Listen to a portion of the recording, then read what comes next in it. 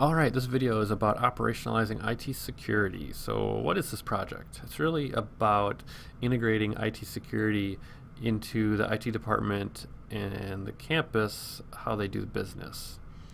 For IT, it's about establishing a practice of regular assessments, which will then become projects to do in between assessments.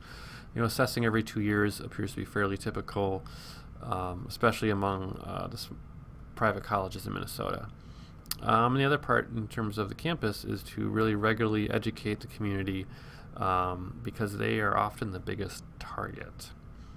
So why is this project important?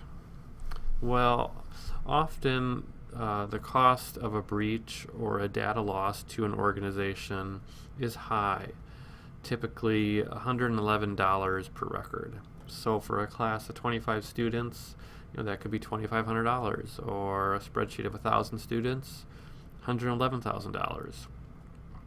The cost to an organization's reputation can also be high. You get into the news for reasons you don't want to, and also governing boards don't really want to have their organization in the news for those reasons as well.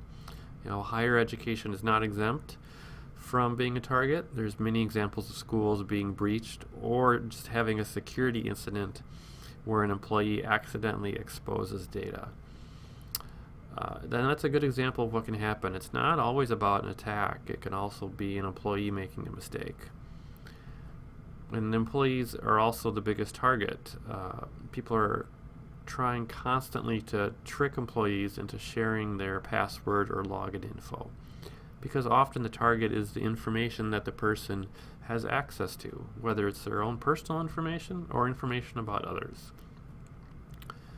So, you can never make a perfectly secure environment, but you can put in a lot of safeguards and really reduce your risk by taking care of the most important areas. And by doing assessments, those get brought to light.